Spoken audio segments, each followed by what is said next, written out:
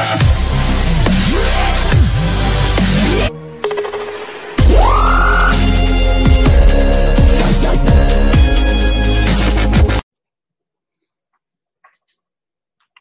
hari ini kita akan membahas topik di dalam cost control atau pengendalian biaya dengan subtopiknya adalah intertransfer cost.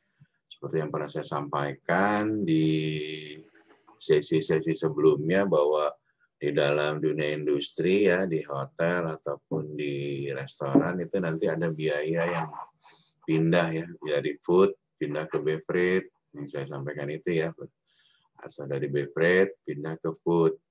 Dari food yang pindah ke beverage istilahnya biasanya food to bar ya. Tapi kalau beverage ke food biasanya beverage for cooking ya. Biasanya wine yang buat untuk Chinese cuisine, makanan Chinese biasanya pakai wine atau makanan Eropa pakai wine itu ngambil dari wine cookingnya si beverage ya. Oke. Saya terangkan tentang siklus daripada biaya ya. Ini di restoran ataupun di hotel kurang lebih siklusnya hampir sama ya. Nah, biasanya kan akan dimulai dari permintaan barang ya. Permintaan barang dibutuhkan bisa dari gudang ya, jadi dari si orang gudang karena barang-barang yang sudah habis berkurang dia akan bikin purchase request ya. Atau dari berbagai departemen butuh belanja dari engineering, misalnya perlu kabel dari housekeeping, perlu chemical dan sebagainya, dia akan bikin PR ya.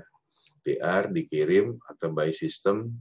Saat ini udah tidak manual gitu ya. Kalau zaman dulu kita bikin PR-nya manual terus masukin ke sistem. Nah, sekarang semuanya sudah online ya. Jadinya departemen kalau perlu sesuatu tinggal bikin PR di dalam sistem ya. Sistemnya cost control atau sistem inventory control ya. Nah, dari departemen perlu terus inventory gudang juga perlu tambahan barang, akan timbul namanya nanti PR. Dari PR nanti menjadi PO oleh purchasing, dibuat PO-nya ya, purchase order-nya. Nah, dari purchasing dikirim ke vendor, misalnya dikirimnya by email atau by fax dan sebagainya ya. Kemudian si vendor akan kirim barang. Kirim barang nanti masuk ke receiving catat, nanti dibukukan sebagai bisa jadi persediaan atau bisa langsung jadi biaya ya. Nah, dari situ juga nanti si supplier akan bawa tagihannya, invoice-nya ke accounting untuk nanti pembayarannya gitu. Nah, ini akan siklusnya seperti ini. Nah, setelah barangnya terima, invoice-nya ada, nanti bagian accounting akan posting di sistem sebagai hutang atau bayar cash dan lawannya atau persediaan atau biaya ya. Nah, ini adalah siklus dari biaya yang terjadi di industri hotel atau restoran.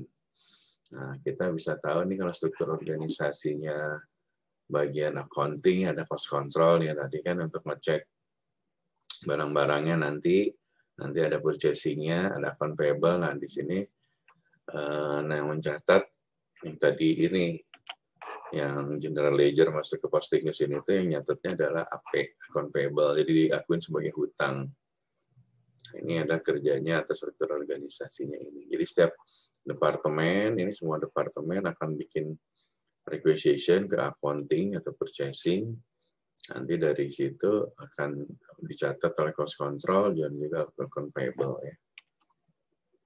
Nah, ini contoh di sistemnya nih, mulai dari receiving ini kita menggunakan ceritanya Fidelio nih, Micros Fidelio saat ini atau zaman ini contohnya dulu adalah sistem menggunakan Fidelio karena beberapa hotel banyak menggunakan beberapa jenis sistem inventory, namanya inventory management dan procurement ya. Jadi manajemen pergudangan, manajemen perbendaharaan barang-barang, dan procurement itu pembelian atau purchasing.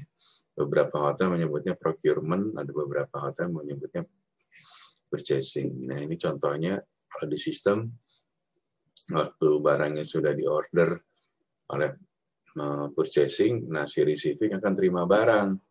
Dia tinggal buka sistemnya, dia masukin receiving, nah, hari ini dikasih tahu akan terima barangnya apa aja. Nanti waktu supplier datang, misalnya suppliernya ini amanah gitu ya, dia akan bawa chicken liver fresh sama chicken gizzard fresh. Quantity yang diminta segini, ini buat departemennya, ada kelihatan ya di sini ya. Nah ini ceritanya departemennya nggak ada ya, tapi biasanya nanti dikasih tahu nih.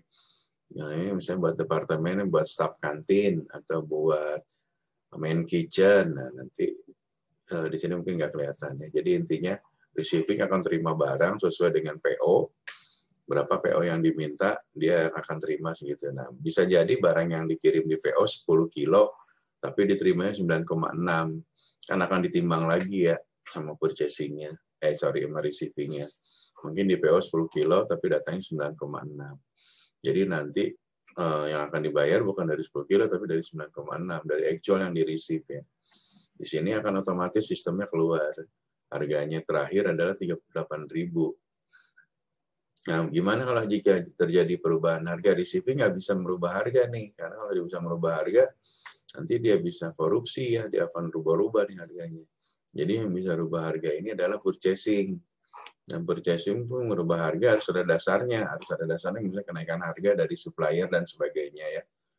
Nah, sesudah receiving, nah ini contoh dari PO-nya. Tadi kan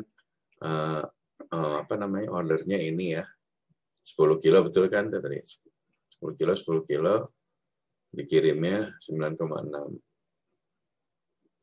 Jadi vendornya ini. Oke. Jadi totalnya adalah segini. Nanti barangnya ini dari PO yang dibikin oleh si purchasing ya, purchasing bikin ini. Terus diterima barangnya ini by system ya. Nah, ini nanti waktu si supplier kirim, selain ngirim barang, dia sekalian juga ngirimin tagihannya, invoice-nya. Nah, barangnya chicken liver fresh, ini harga segini. Nah, ini angka ini 725.800 harus sama dengan PO-nya. Baru receiving bisa terima.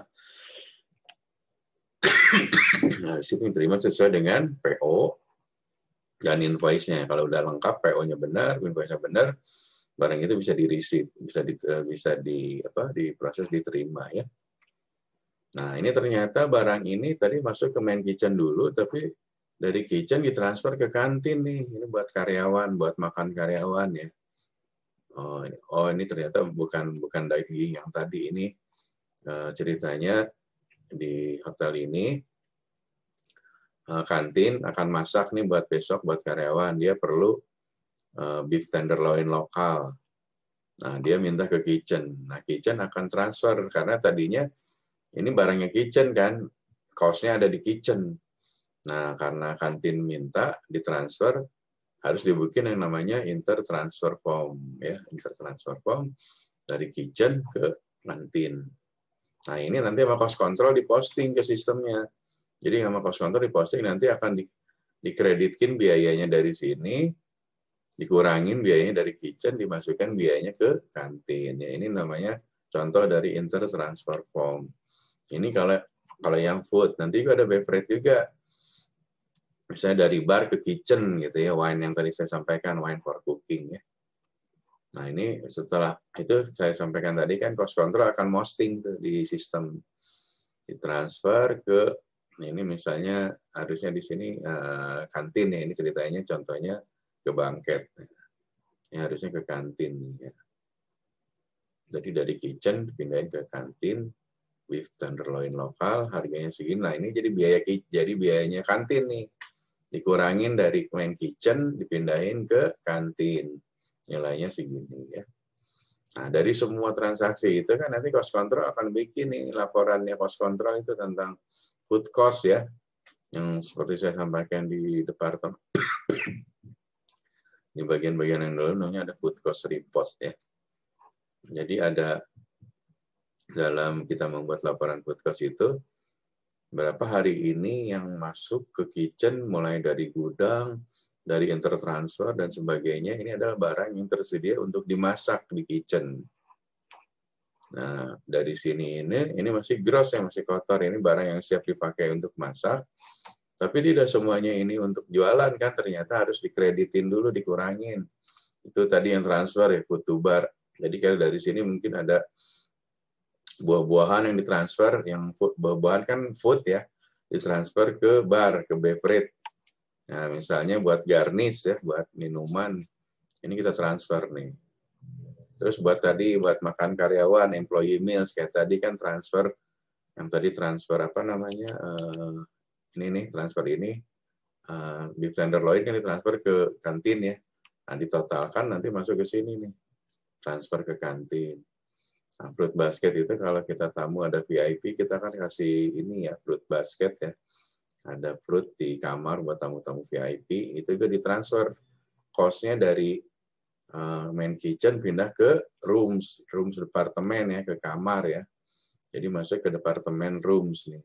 Tadinya dari food, dari main kitchen pindahin ke kamar sebagai expand di kamar. Karena ini ngasih komplimen buat tamu. Ini komplimen juga buat tamu. Ini kalau ini bedanya fruit basket, kalau untuk VIP datang ya kita kasih fruit basket. Terus complementary kalau kita kasih misalnya ada makanan di komplimen gitu buat tamu atau buat apa dibiayakan jadi komplimen ya. Nah, bisa cek yang saya sampaikan itu kan setiap HOD, setiap kepala departemen, HOD head of department, kalau dia makan di restoran kan dia tidak bayar ya. Nah, cost-nya harus dikeluarin karena bukan cost-nya kitchen. Ini nanti masuk ke departemen masing-masing. Misalnya F&B manager yang makan, masuknya ke departemen F&B expense-nya. Terus misalnya yang makanin direktur keuangan, masuknya ke departemen keuangan. Nah, kan kadang-kadang ada musik ya di itu ya, di mana di restoran, di apa untuk pemain bandnya musik kalau kita makannya disimpan ke sini, diposting ke sini. Terus kita kalau ke entertain, misalnya kita mengentertain ada tamu yang bisa bawa kamar booker ya, bisa bawa dia membawa bisnis ke kita entertain, dia makan atau minum di restoran. Ini buat promosi, kalau kita bikin promo-promo, kan ada food testnya atau tes panelnya, ini masuk ke sini. Nah, setiap hari kita hitung cost-nya. Jadi barang yang siap untuk dipakai itu cost-nya segini. Terus hari ini revenue-nya segini, berarti cost-nya segini. Nah, setiap hari itu dihitung, si cost control akan dihitung setiap hari. Namanya flash ya, flash itu bisa naik, bisa turun, jadi akan up and down gitu ya. Seperti saya sampaikan yang bulan pertemuan kemarin kan, kenapa ini rendah? Karena waktu itu ceritanya mau ada wedding nih di bulan ini, jadi barangnya belanjanya banyak nih, bahan yang dipakainya banyak gitu. Tapi revenue-nya baru masuk di tanggal ini, makanya di sininya menjadi kecil karena cost-nya di tanggal ini, tapi revenue di tanggal ini. Nah, tapi kan akhirnya ditotalkan adalah food cost-nya dari tanggal 1 sampai tanggal 7, 31. Bisa digunakan parameter harian, bisa digunakan parameter to date-nya, month to date-nya. Karena kalau harian seperti ini akan misleading ya, bisa food cost-nya tinggi. Ya tinggi karena ini belanja buat wedding di tanggal ini. Jadi nanti bisa ada reason-nya gitu. Kenapa tinggi? Oh, karena ternyata ada stok barang masuk lebih awal untuk wedding di tanggal segini ya. Oke, sampai sini. Terima kasih, kita ketemu lagi di sesi berikutnya ya.